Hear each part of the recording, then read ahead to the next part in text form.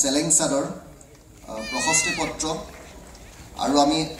1 লাখ টকাৰ এখন চেক আগবঢ়াম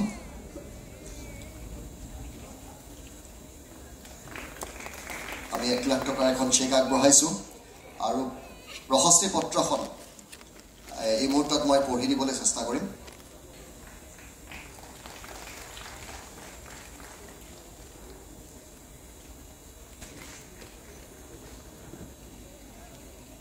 মৰণোত্তৰভাৱে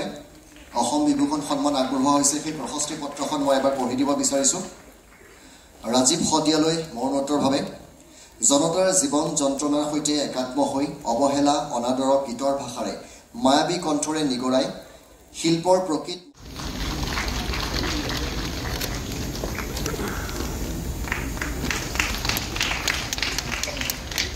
আমি অসম বিভূষণ সন্মান প্ৰদান কৰা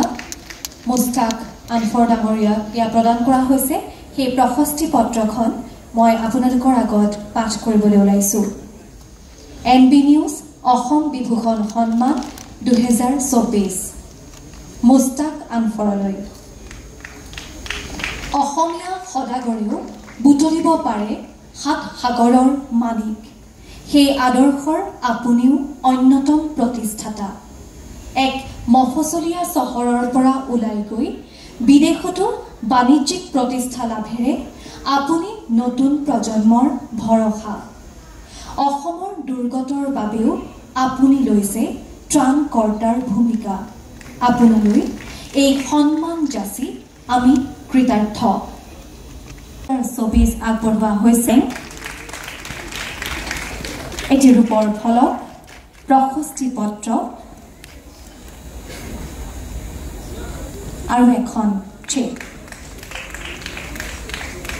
তেখেতলৈ আগবঢ়োৱা প্ৰশস্তি পত্ৰখন মই আপোনাৰ খবৰ আগত পাঠ কৰিব ওলাইছো NB নিউজ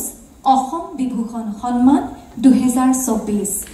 আগবঢ়োৱা হৈছে বিজয়া চক্ৰৱৰ্তীলৈ অসমৰ উত্তাল ঘটনা প্ৰবাহত সেই ছাত্ৰী জীৱনৰে পৰা জড়িত হৈ ৰাজনীতিৰ ব্যস্ত পথাৰত খোজ দিলেও সমাজ সেৱাই হৈ ৰৈছে আপোনাৰ জীৱন এখনা ৰাজনীতি আপোনাৰ বাবে সমাজৰ মংগল দুৱাৰৰ চাবিকাঠি অনেক অনুজৰ বাবে আপুনি উদ্দীপনা আৰু প্ৰেৰণা আপোনালৈ এই সন্মান যাচি আমি কৃতজ্ঞ